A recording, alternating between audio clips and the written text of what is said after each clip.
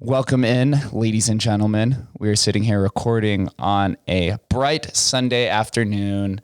I am excited for this conversation. Generally, I don't record on the weekends, but this man that I've been hanging out with and communicating on the internet's in town, I could not say no. He is the host of the Vegas Confessions podcast and the ever-growing YouTube account that is associated with it. This man is Vegas Twitter's favorite degenerate, none other than Julian Romero. Thank you for being here, brother. Thanks for having me, man. I'm excited to come chat with you. Yeah, I'm excited we finally able to do this after following you for so long. When I went and did research for Vegas podcast, you were like one of the first ones that came up. Really? Yeah, about when I started about a year and a half ago. Maybe because Vegas was in your name. Yeah. I think at the time your show had more than just you and your wife at the time. Okay. I think there was, I think friends. Yeah. So it seems like you've gone through a bunch of pivots. Yes. But since I've known you and we got to hang out last time you were in town, I've seen the transformation of your content creation journey. Seems like you've dove in and really done a lot of research for your branding and transformation. It's been fun. It's been, like you said, a lot of hours in front of the computer, learning, watching the phones. And I have a different aspect that I bring to YouTube. I do everything on my phone. So, a lot of content creators, they are using the DSLRs. They're using name brand equipment, and I'm running around here just on the go, nonstop. And that's where I do Vegas totally different than the most average person is. I don't stop. And you obviously know my trips consist of a list, probably 7 things each day, and most of the time things are added in between, and they just get wild. A lot of times I don't sleep because there's so many cool new people to go out and meet. So meeting you the last trip, it was like, how have I not met this dude? How did I not find this podcast? And especially that we both podcast about Vegas, right? So when we sat down and had dinner, I was like, oh, this is one of my dudes right here. Like, we had a good conversation. I was like, when you said, oh, we were going to podcast, I was like, about what? You're like, no, we're just chatting. I'm sweet. That's what I love to do. That's my favorite topic is nothing. It's all about authentic conversation. Also pull the mic a little bit closer towards you. Yeah, there you go. There a little better? Yeah, there we go. Okay. Yeah. Speaking of you not sleeping, I just want to make a note. Last night I was at Area 15 for one of the concerts, and I was like, told all my friends, hey, I have to go home. I got to meet Julian in the morning. We're going to record this podcast. Yeah. I left at 1:30, and I was like, this is kind of late. Maybe I'm going to be a little sleep deprived. I get home, check my computer. Who's the first thing that pops up on my YouTube account is a live stream of Julian gambling. I was like, this freaking animal is getting after it. Before that, we had just took a live stream walking Fremont on midnight. So I think I titled it something like Fremont Midnight Madness or something, because it was just packed. And I was like, hey, let's just take the YouTube channel out. Let's go live and have fun. Check out what's going on. So we had a few laughs. We went up and back, and I was like, what do you guys want to do? They're like, well, let's go gamble at the Plaza. I'm not going to say no. So we went there, hung out for another couple hours, and we had a good time. We have a good time on the stream. Everybody's cracking jokes, people learning new things about different games and stuff. So, and I'm not a professional at all, but, I like to come so often that we'll go and gamble. We'll go meet people, restaurants, casino employees, you name it, owners, chefs, whoever, find out their story. And that's what's unique is everybody's willing to talk when you got a podcast. It's really weird. Isn't it so strange? That was one of the epiphanies that I had is a bunch of these high net worth individuals I wanted to communicate with. They'd give me, 5 minutes or a few responses online. But once you say I have a podcast, you say, here's 3 hours of my time. Yeah. And maybe there's going to be a business deal that stems from it. It's literally, it feels like a cheat code. Yeah. And it's fun because it doesn't matter who you reach out to. They're like, yeah, I'd love to. So perfect example yesterday. And this is not like a brag or anything, but yesterday I was in town. Well, this weekend they had the world's largest coin collection, casino and collection show at the South Point. So I went down there yesterday, which was the third day and the free day of the event. As I walk in, the guy from Pawn Stars, the historian Mark Hall Patton, was there. And you walk in and you're like, I didn't know he was going to be here. So I started chatting with him and I was like, hey, told him a little bit of what I do, why I'm in town. I was like, hey, do you mind if in the future you want to sit down and do a little interview or whatever? And he's like, yeah, here's my phone number. I'm like, what? Like, yeah. He's like, yeah, I don't do social media. Just give me a text, shoot me a call whenever you're in town. We'll set something up. And I'm like, I left thinking, wow, like that easy? Like, and he was so down to earth. Yeah, it was really cool. Made a little video, put it up on social media for the event. But he was just like, I think it's cool that you're out here. You're willing to go out there, put videos, meet people. I was like, thank you. That's a compliment. It's fun to do. That's just it. it's always been fun to do. That's why it's so addictive for me. Yeah. And what you're doing is it's unique, but it has been done in different variations, right? Oh yeah.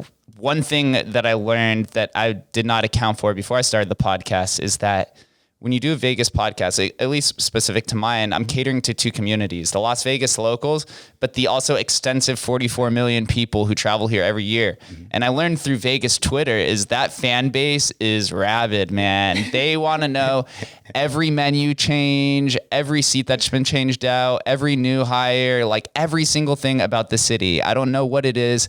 Vegas is like this adult Disneyland really where you show up to Vegas, you wait in these like long lines of hours, you spend way too much money. And after 3 days, you're like, dude, I can't do this anymore. Yeah. I got to get out of here. But then there's the other people like me who are like, I can't wait to get back again. Mm-hmm. So it's interesting because you mentioned the long lines. I shared a little quick video of South Point's buffet line. A bunch of people commented like, nope, won't do it. Like and you're right. Cause you have everything at your grasp in Vegas, meals, fine dining, quick eats, you name it.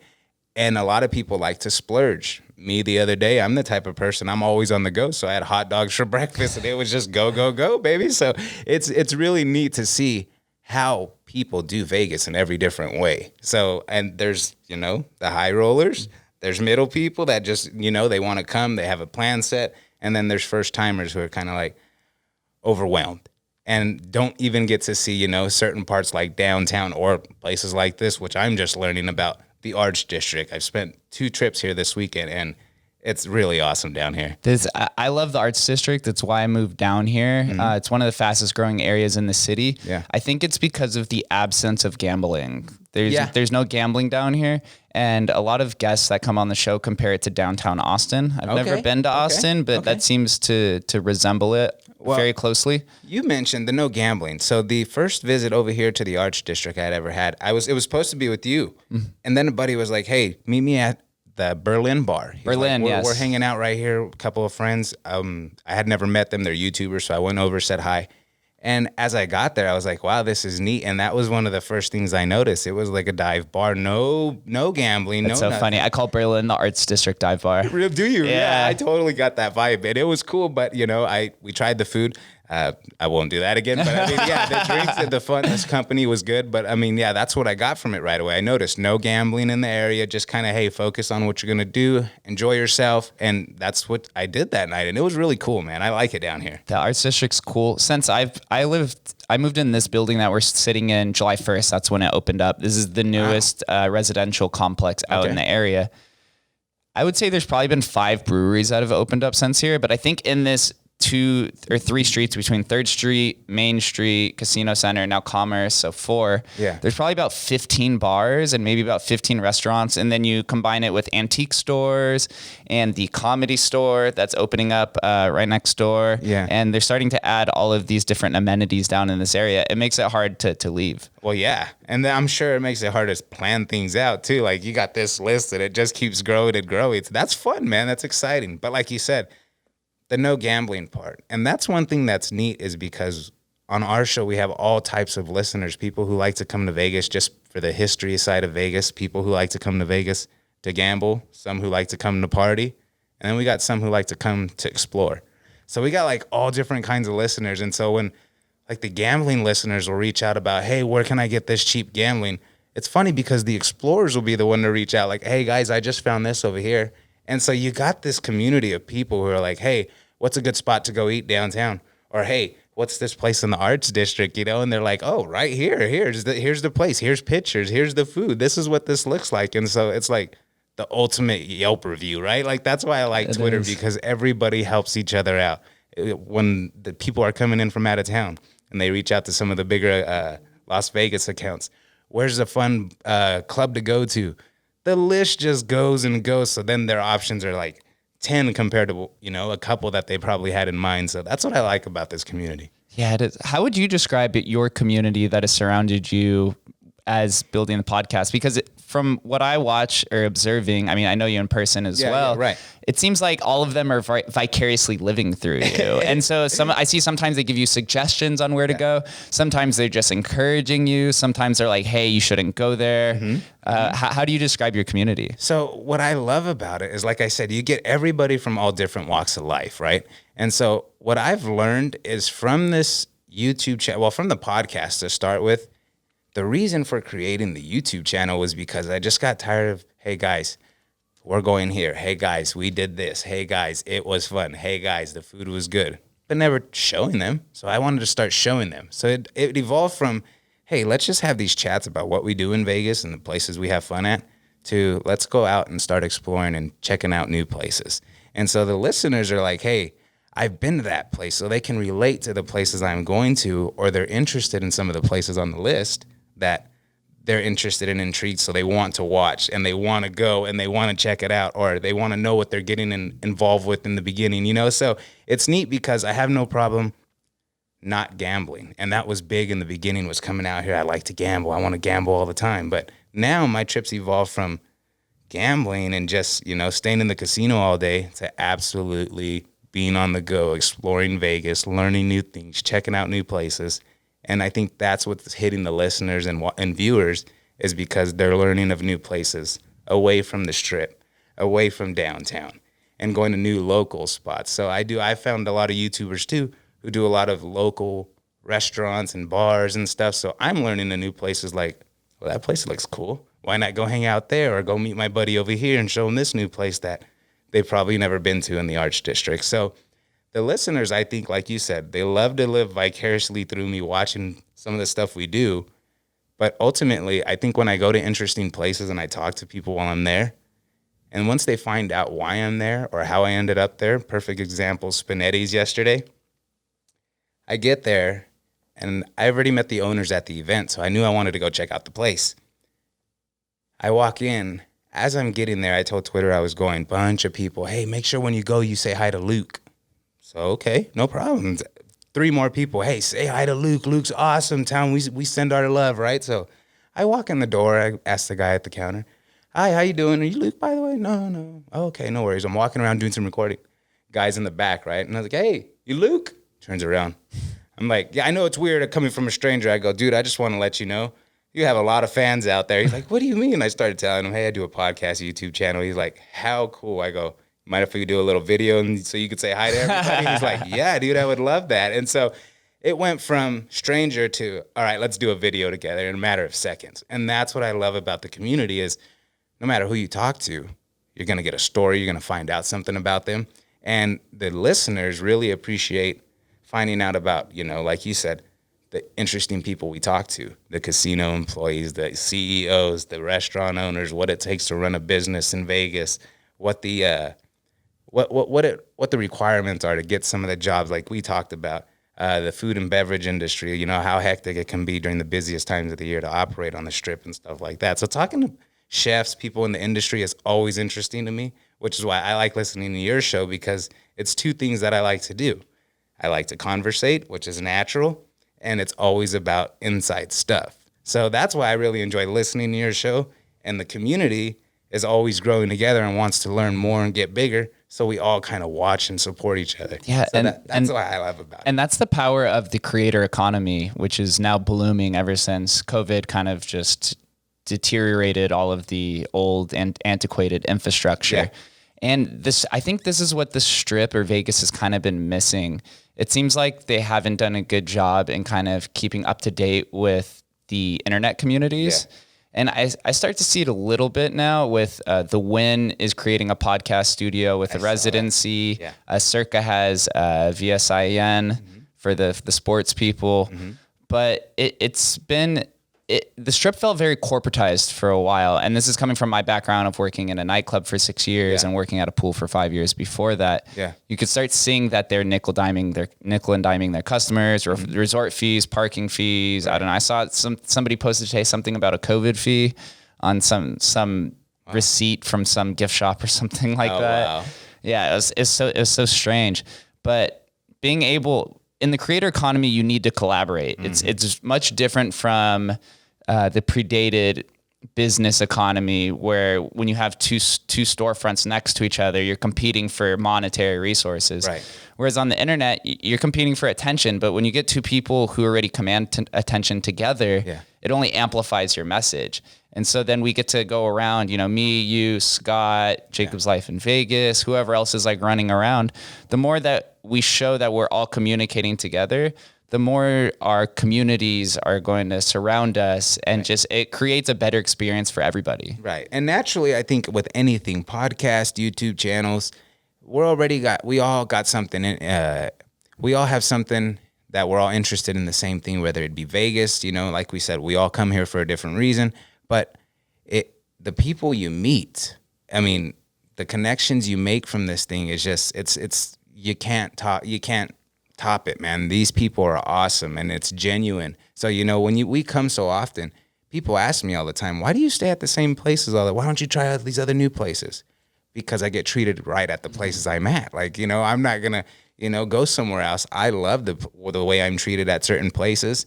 And it also, my trips kind of vary on what I'm doing that trip. So if it's, strip focused, I'm going to stay over on that area. But for the most part, the people and the connections and collabing is the most important part with podcasting, content creating in any realm, because I may not know anything about you and I may be intimidated that, oh, he's another podcaster. I don't want to work with somebody that talks about the same topics I do. I don't want to judge them on how they're doing their show.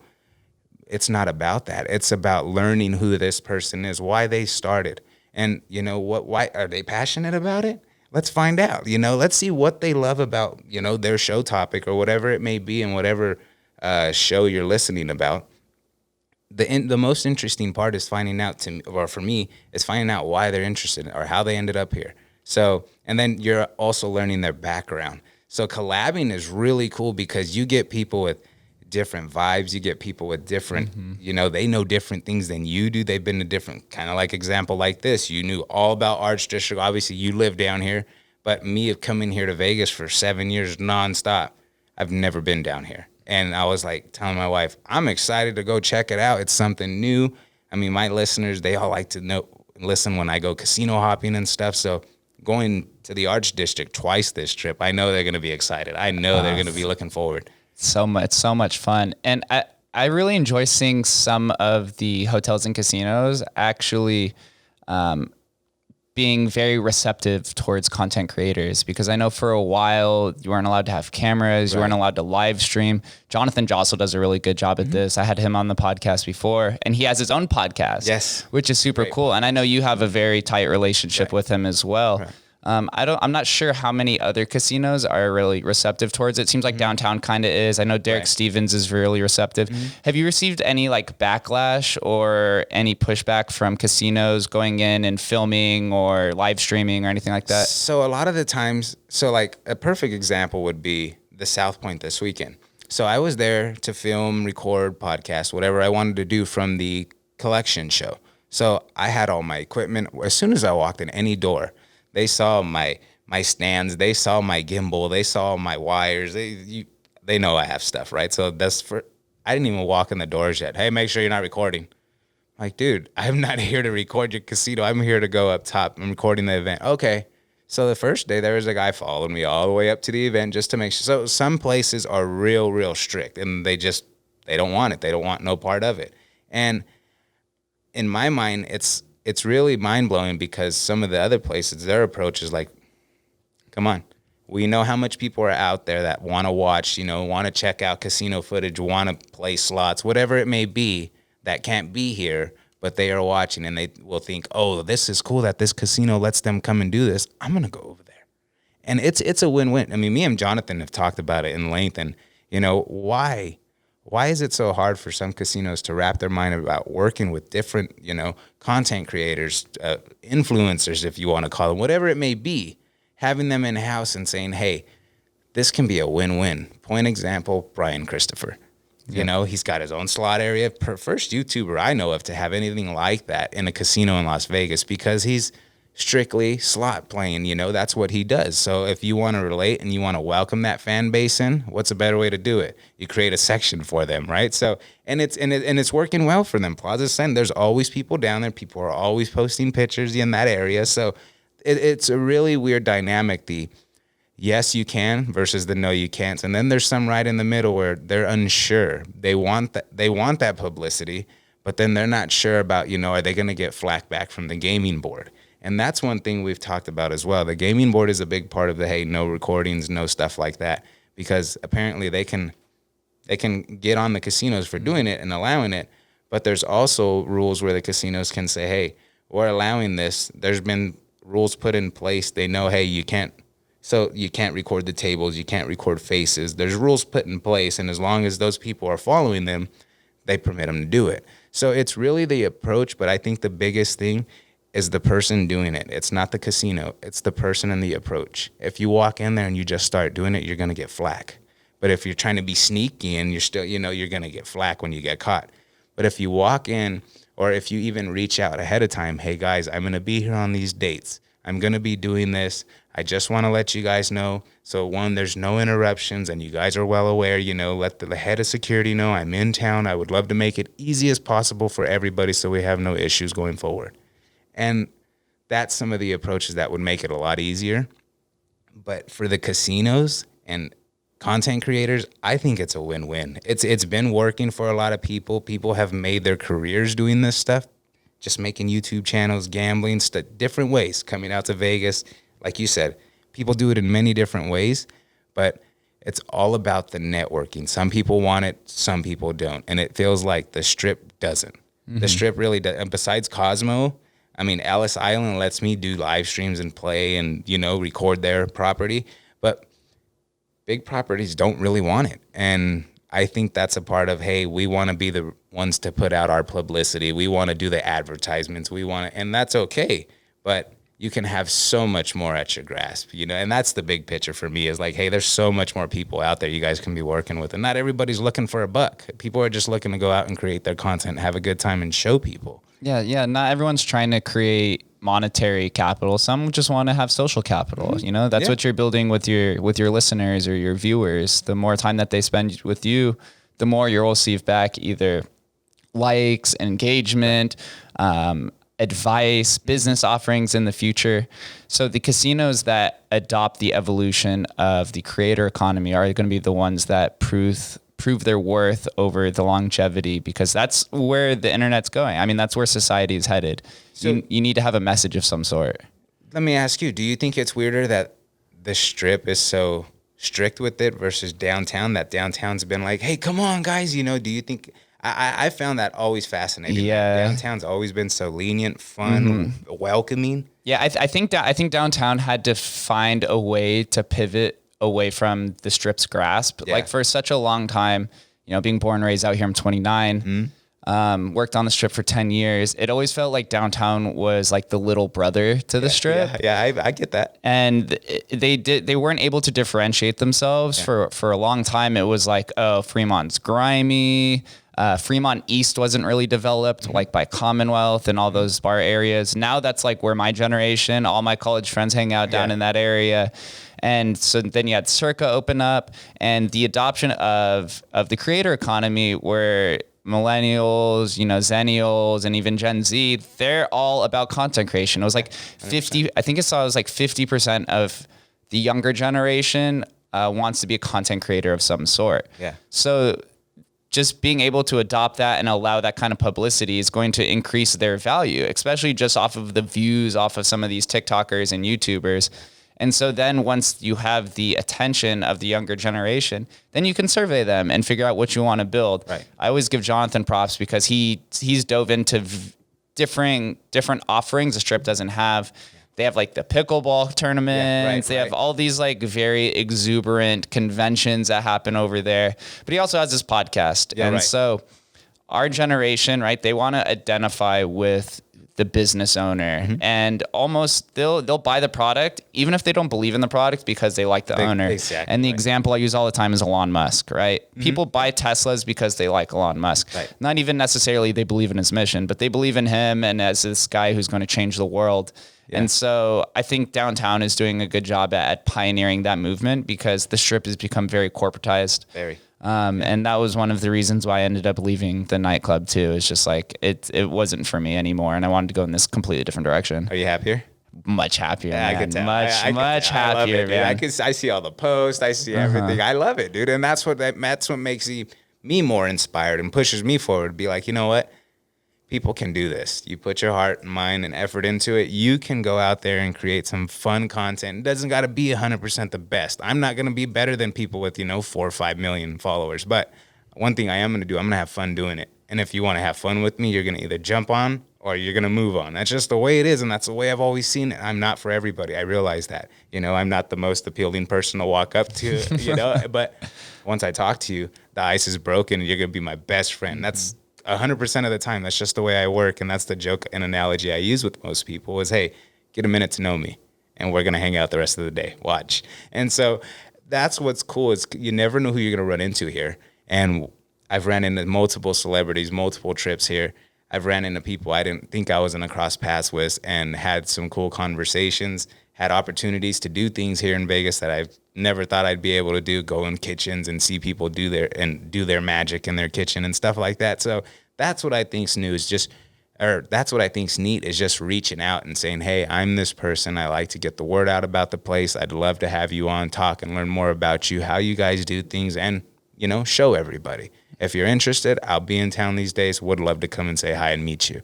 And 9 out of 10 times it's, oh, yes, we would love to have you because a lot of people will be like, yeah, I want the promotion.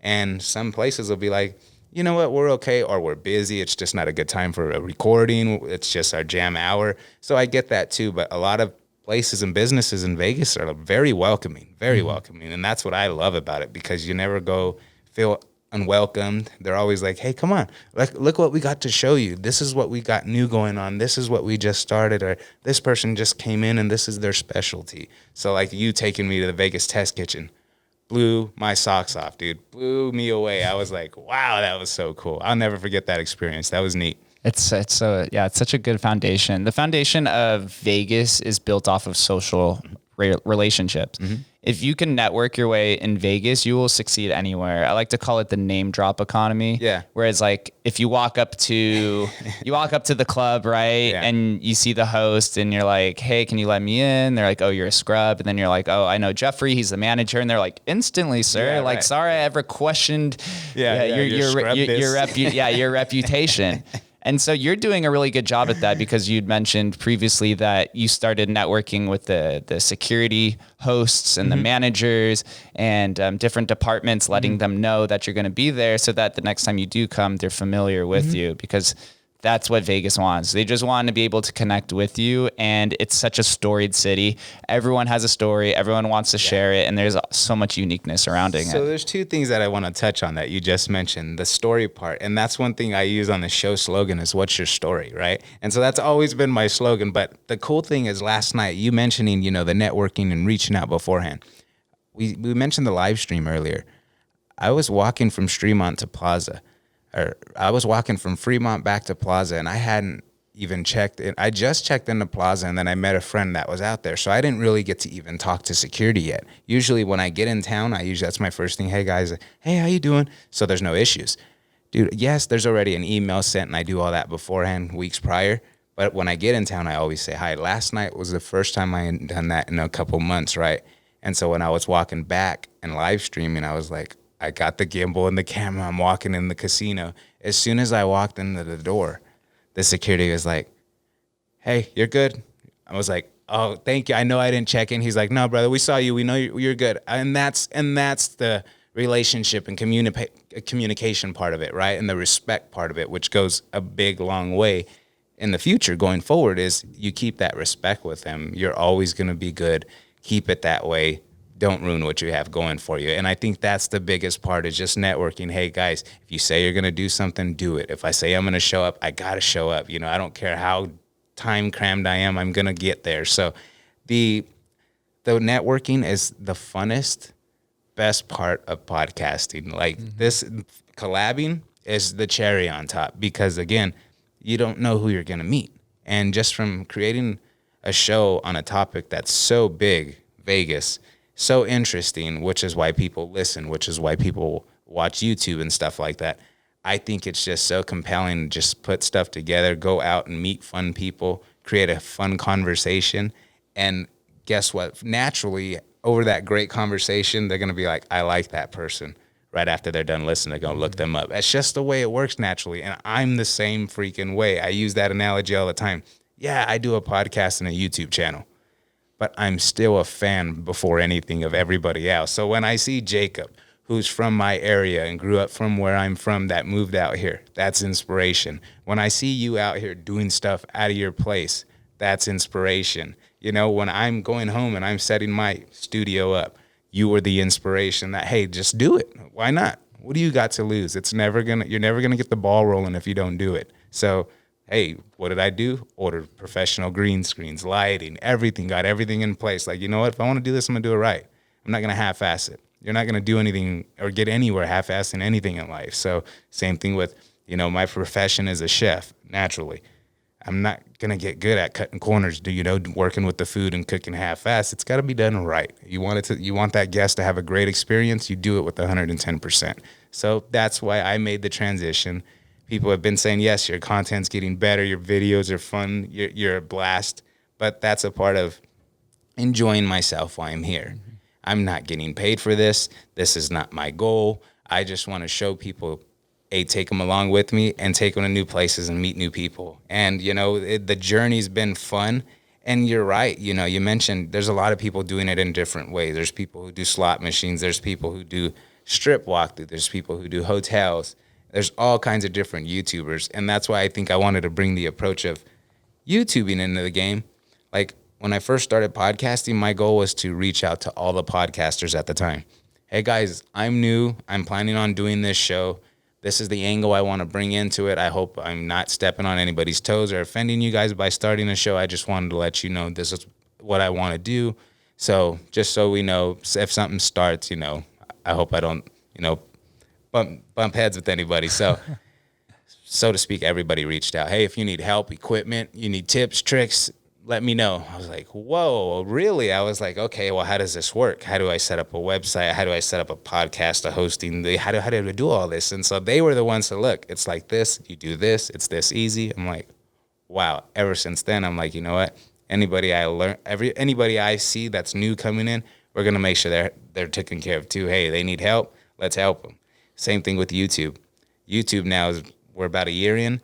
I started reaching out to all the big YouTubers in Vegas, people who do the casinos, the strip walks, you name it. Hey guys, can we sit down and chat? Because I'd love to find out how you guys got to where you're at, why you guys would choose Vegas of all realms, why, what do you guys like to do on your free time? And find out more about them while also finding out why they came, how they got through the journey of doing YouTube, whatever it may be, because it's that story that I'm looking for.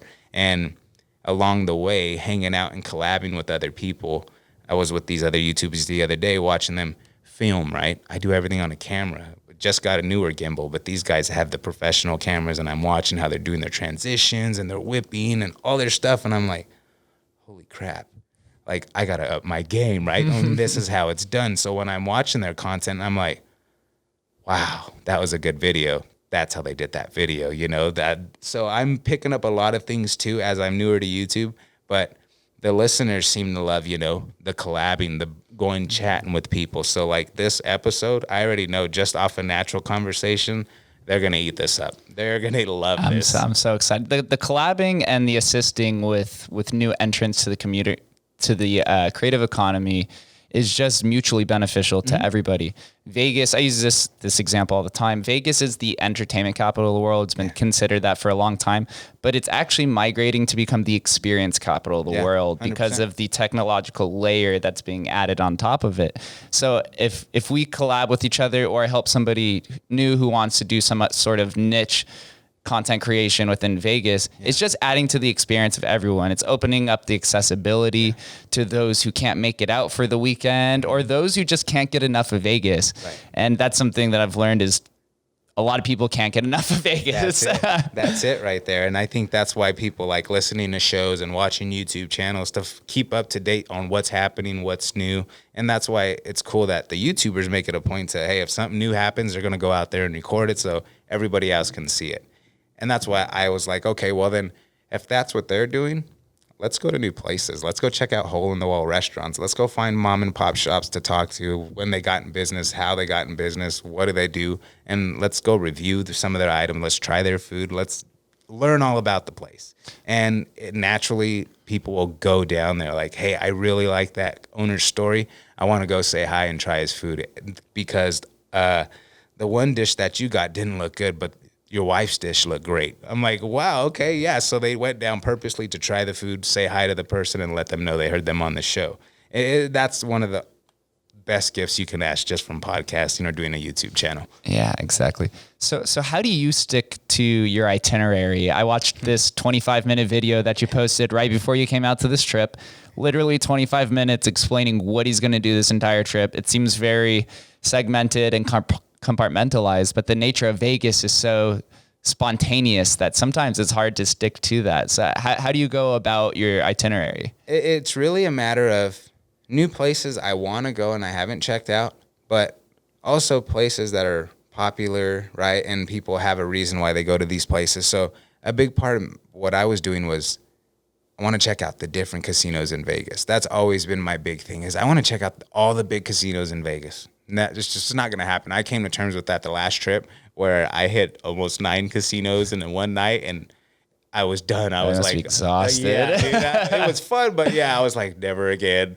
But the way I try to stick to the itinerary is, hey, what's ever in my area, number one, what's going to be quickest, something I haven't already done, videoed, or talked about on the show, or witnessed with a listener or viewer of the show. I would love to do that. That's one thing I love to do, is meeting up with the listeners. Hey, there's plenty coming in town today, so I'm excited for today. But the list kind of goes stuff I haven't done yet, and I always keep the list with me. I always have the list with me, so if I have a gap and something doesn't work out. Friday I had a YouTuber that had to cancel, so I had a couple hours free. I was looking at my list and I was like, I can do something, or I can just go watch a little bit of the VGK game in the Tiki Bar at Ellis Island, which I wanted to do anyway, and knock out 2 birds with one stone, right? And while I'm there, I'll just record. And so, yeah, so it really does get hectic sometimes. But the cool part is sometimes at these experiences and places you got on your list, you'll meet somebody along the way, and your whole trip's diverted from there, because they'll want you to go somewhere and meet this person and go try this place. So example, the coin collection show yesterday, had no intentions on going to the Spinetti store. I had the General's Gambler and bookstore on there, I think it was. And then I met these owners. Oh, dude, I was like, I'm going down there. What time you close? She's like, well, we got like an hour before we close the show. I'm like, all right, I'm leaving this show right now. I'm going to your store to go check it out. So it was a matter of, hey, let's go down there now, check out what they. I spent 2 hours in there yesterday. And the people that were there were so cool. They're like, we ain't got nowhere to go, so tell me more about your podcast and what you do. And I was like, dude, I'm keeping you guys late from going home. They're like, no, this is cool. I'm like, oh, that's awesome. That's the biggest compliment I can ask for, right? So we chat there for a bit, but it's really hard to squeeze everything in. So that's why I kind of overdo it for myself. But there's, like I said, also times where things don't work out. So you can squeeze other things in. I always have a backup video, plan I want to do. But for the most part, it's always say hi to people that are in town, spend a little time with listeners and friends, just to make them a part of my trip. Because, hey, that's the appreciation. And for me, you guys listening, you guys watching, you guys commenting on the Twitters, whatever it may be, when you guys are in Vegas and if you guys are in the same area I'm in, oh, we're hanging out. That's just a must. And that's why I think people naturally love Twitter and the social media, because they know I'm very approachable. They will walk up to me and we can hang out, no problem. I don't care what's on my agenda. If you want to roll, let's roll. Last night, a buddy in from Rhode Island, knew that I wanted to go check out some places last night if I didn't go live stream. He's like, so what are you going to do? Are you going to go live stream or are you going to go casino hop? He goes, because my car's right across the street because I'm ready. I was like, I think I'm going to give them a live stream. He's like, okay, what about tomorrow? And that's what I like is they can become a part of it. And I'm very welcoming. And that's what's cool. And we've discussed this before. We all come to Vegas and sometimes you worry about a money thing, right? Mm-hmm. One thing that's neat about every person I've met, I've played dice next to people betting wild amounts that I would never even think of. And then there's me playing with the $5 chip, right? And so money's never a factor. There's never that uncomfortability thing. It's always we're all here to enjoy the town together. Let's go do it together and let's have a blast. So the list, like I said, this one was pretty easy because the event took up most of the trip. So, but I did put 2 extra days just to kind of jump around, bounce around. I wanted to do this with you for sure, so I made sure I'd stay Sunday. And tonight, I mean, I got some friends to meet up with, but if I have an agenda, I know I'm going to have something to come back and talk about. Mm-hmm. And I know once I come back and talk about that, guess what? These people that were in that place at the time, they're going to hear their name on the show. They're going to hear what experience I had at their mom and pop restaurant or whatever it may be.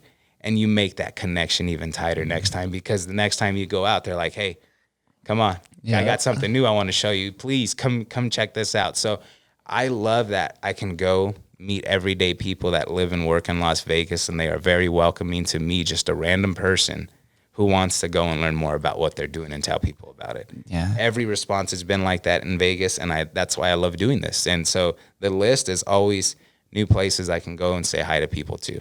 That's my goal. What's up, YouTube? We're going to take a quick 60-second break to give a shout out to the first ever sponsor of the Guest List podcast, and it is none other than Manscaped. It's June, summer is here, Fremont Street is packed. I was out the last 3 nights till 3 a.m. It felt like old Vegas. We're getting ready to go to the day clubs. And you know, for one, as a man, we need to make sure that we are trimmed in the right areas. I'm a big fan of Manscaped. Like I said, I use the product. I'm happy that they came on to be a sponsor. But lucky for us, they just came out with a brand new product for us. And I'm going to read it off just so I don't mess up.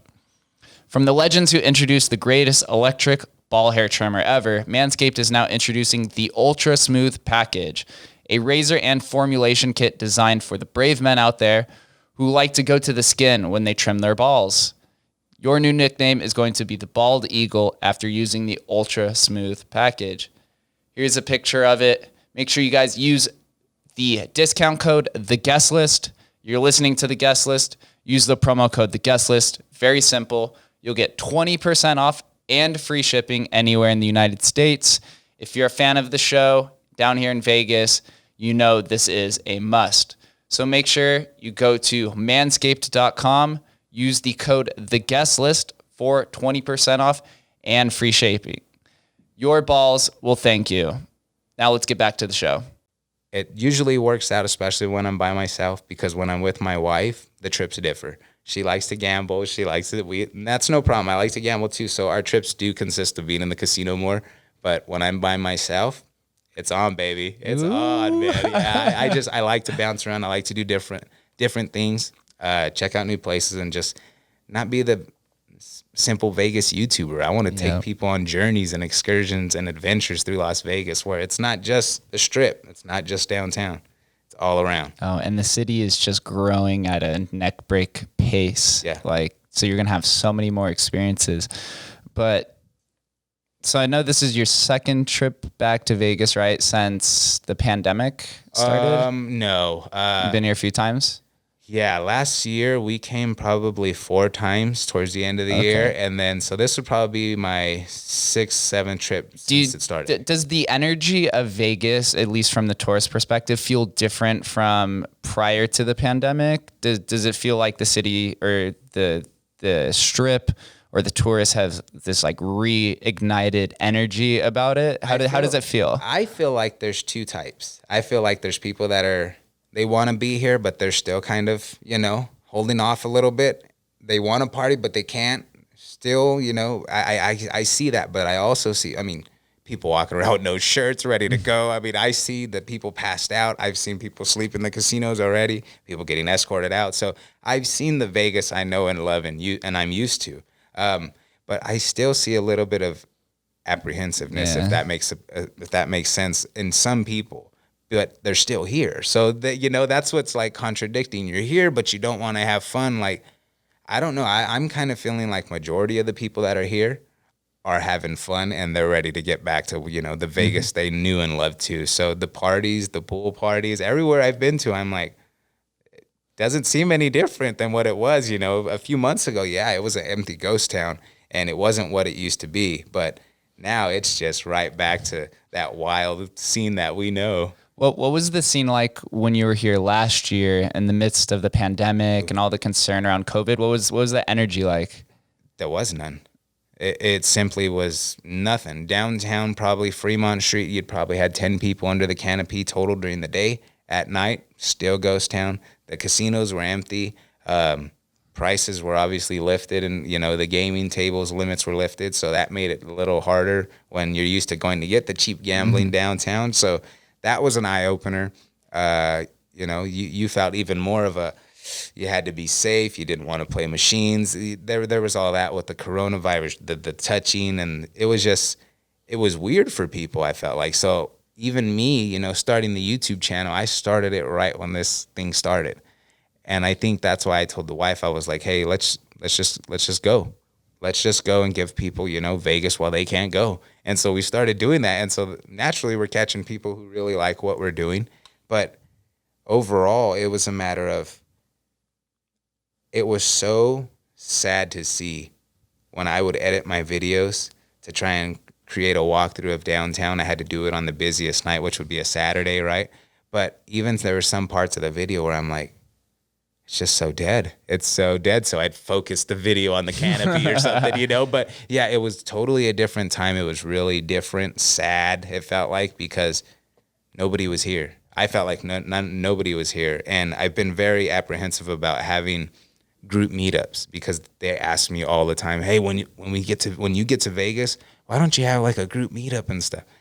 Years they've been asking. And when this happened, I don't know when the right time is. Like now I feel more comfortable saying something, but a couple months ago when I was last here, my wife asked me, are you going to tell them you want to do a little group meetup? Like they can come hang out. I said, they can always come and hang out, but I don't know if people are ready for that yet. And being what we got used to Vegas being empty all the time, I stopped coming for like 2-3 months because it was not fun to see it empty, nobody around, no entertainment to record, no people dancing and having a blast and stuff. So yeah, this weekend, seeing it back, it's been amazing because the videoing, the slow motion shots, I'm getting people, dancing and screaming. I got some great shots last night, and it's fun because people are having fun, and that's the fun I get out of doing all this, is seeing people enjoy themselves. So if I can bring something to the table, something new for you to try, if you enjoy the entertainment, like that's a win-win for me. So yeah, Vegas is definitely back, but yeah, it was definitely sad to see a few months ago. Yeah, it was depressing for a while. The Arts District was actually fairly busy the entire pandemic, really? Which I noticed was an interesting trend. Again, I think it's also because of the absence of gambling.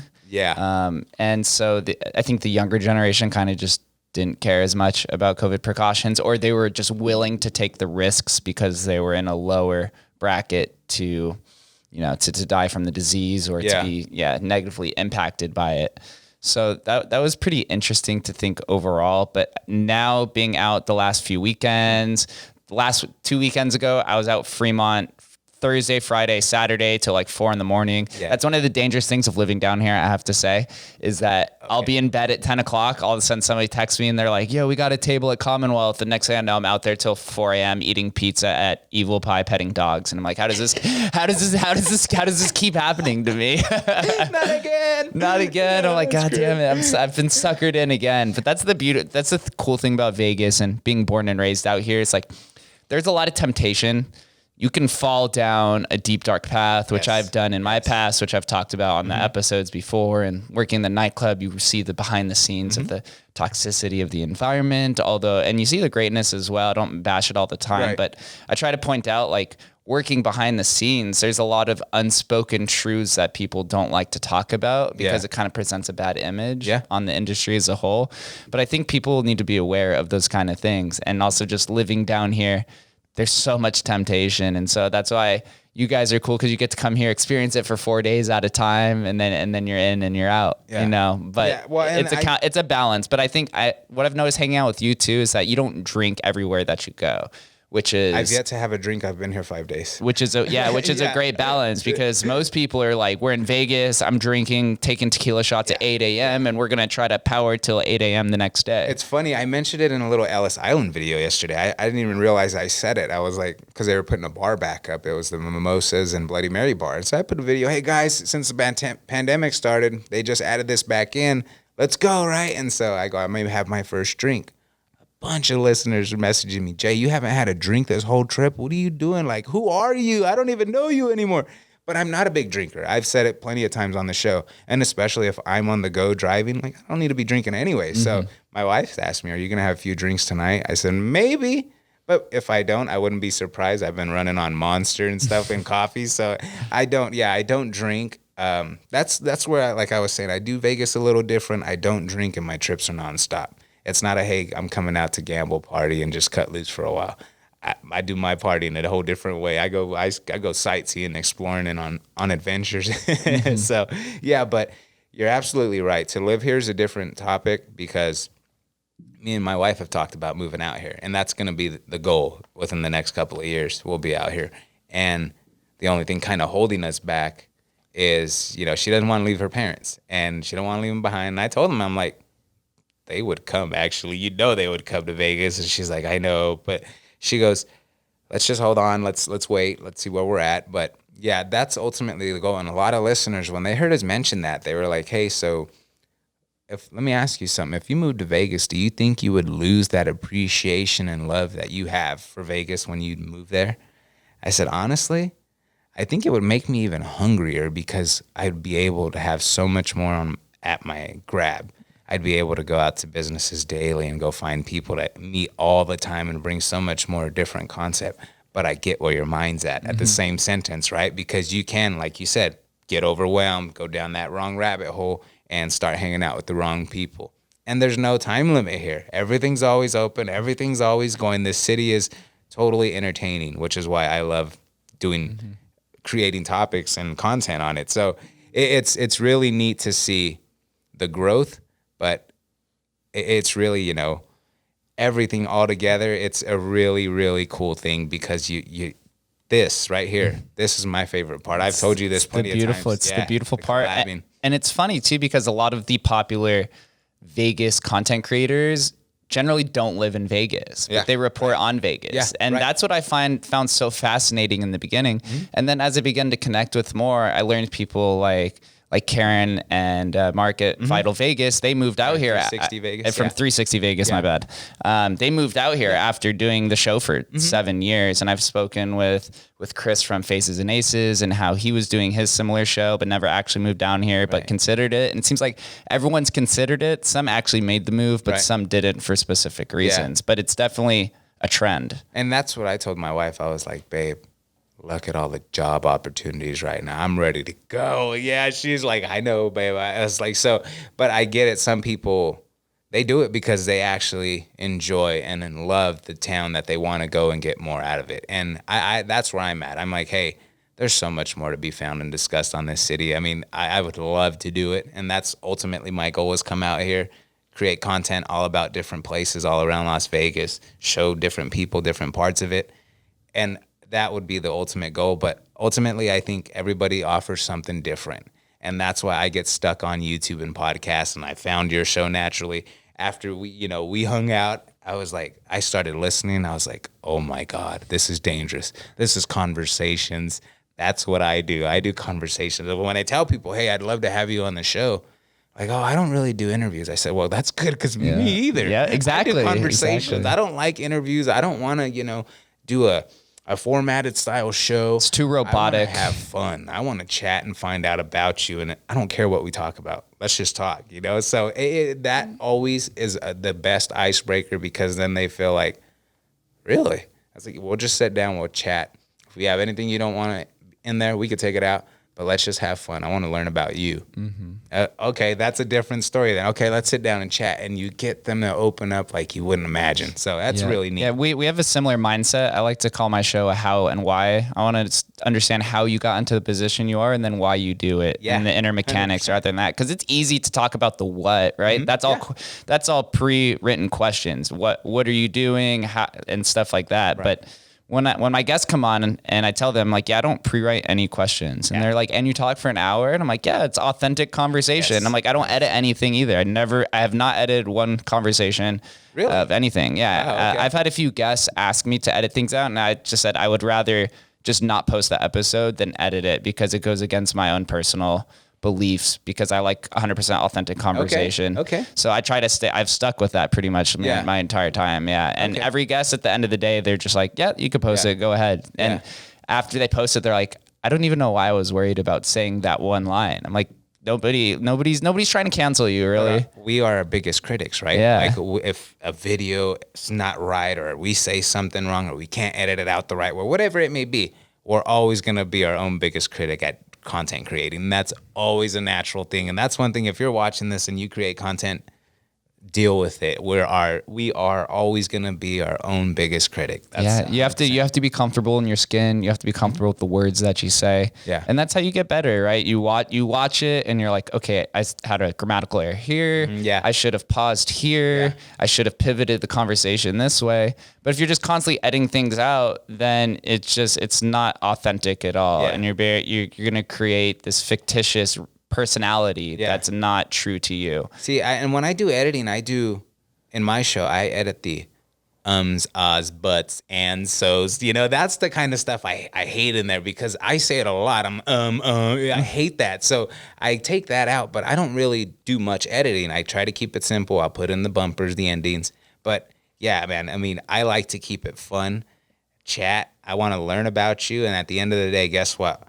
We're going to get together again, because we just had a blast talking to each other. So yeah, it's really neat, the different perspectives and angles that people bring to content creating in Vegas, that everybody's blowing up in different ways, that I feel like so much is at our reach, dude, that podcasting, talking about different places in Vegas and showing people different places can be a good opportunity to start networking, collabing with others, and just a way to grow and show people and keep entertaining people. So that's my goal, is just have fun with it.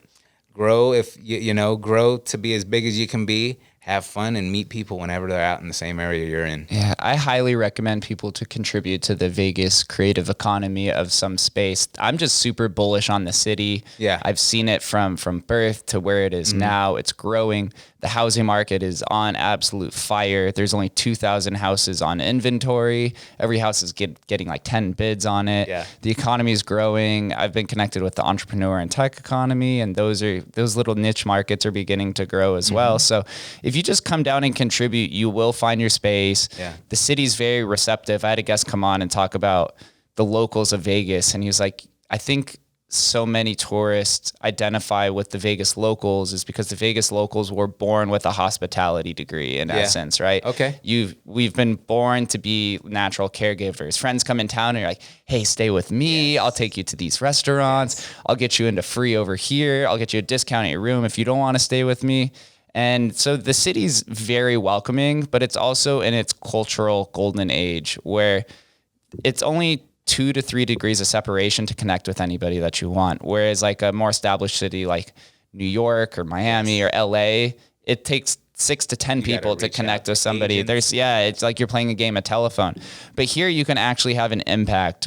And so that's why the community is so tight knit, because we all realize that this is what's happening. Yeah, you mentioned the locals part. And that's one thing I've been shooting vlogs this whole trip. And so one thing I mentioned about the locals this trip is I totally understand, like after doing all this running around town these last 2 trips, these are the most active trips I've ever had and, coming out here. So I've literally been nonstop. But you hear locals and you hear people, the locals, you hear sayings like, oh, the locals don't go to the strip.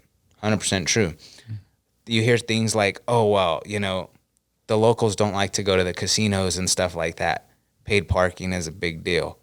Yeah, it's a big deal. When I went to this convention and it was free parking at South Point for 3 straight days, and I'm staying at Ellis Island that has free parking for 3 straight days, and I'm staying at Plaza that's got free parking for me for 3 straight, that parking doesn't add up all week long, right? And especially if you're trying to get around and hop around and go to different places, you see all the little intricate things that these locals have been telling me about over the years. Like, hey, this is why I don't do this. This is why I don't bother there. This is why I stay away from here.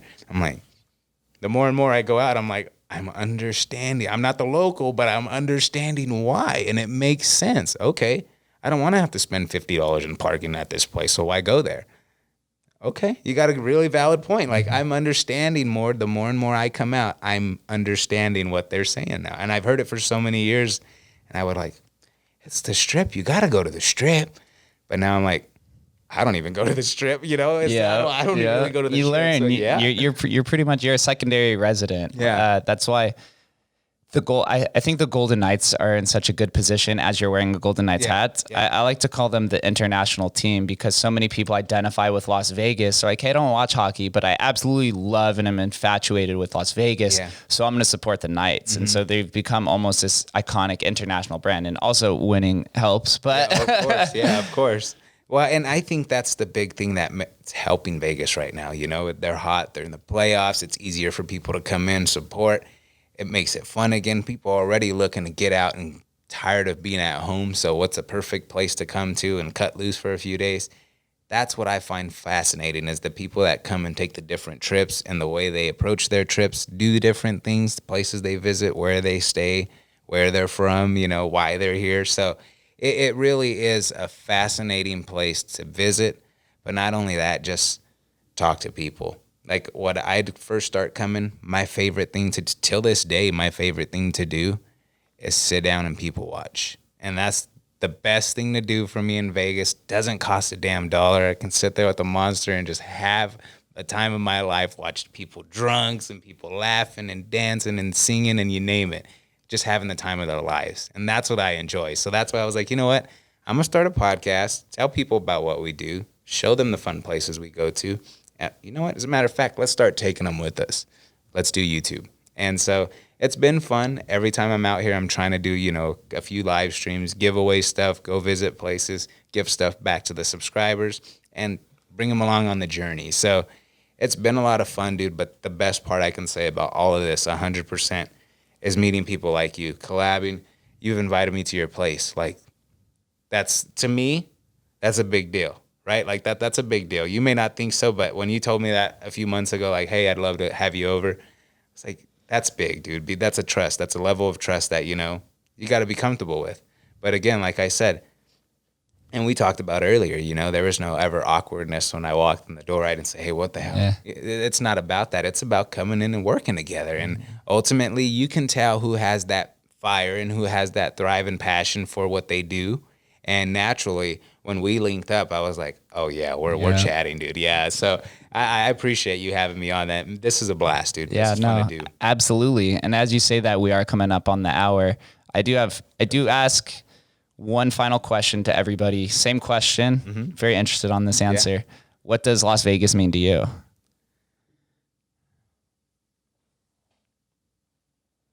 If I want the right word, one word. You go one word, sentence. It's all up to you. I've gotten one word for me is adventure, because you never know what's going to happen around the next corner.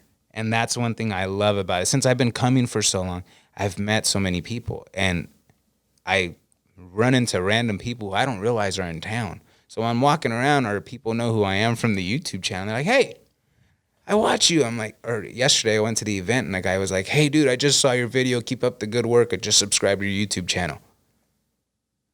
What was your name? Yeah, like, I don't know, you know, so it's really neat, but the connections, the adventure, man, is the best part for me. There's so much to learn and explore in this town that you can't do it all. And that's my goal, is I'm going to roam this town and try to adventure as much as I can, because there's so much to see.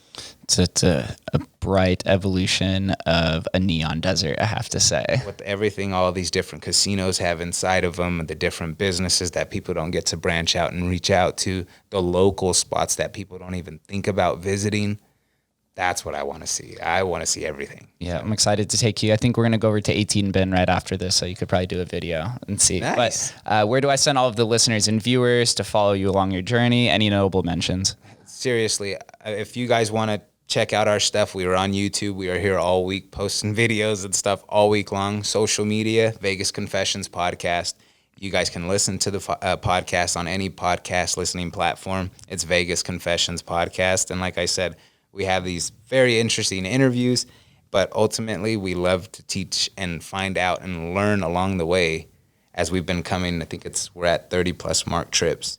We're always finding new things to do. So that's always the most exciting part, is new things, no matter how much times you come out here. So again, this is a blast, dude. Thank you. Yeah, I appreciate you. Yeah, you guys got to connect with Julian on Twitter. His account is popping, to say the least. A lot of good content on there. Yeah, let's go eat and have breakfast. And thank you guys for listening. We'll catch you next time. Appreciate it.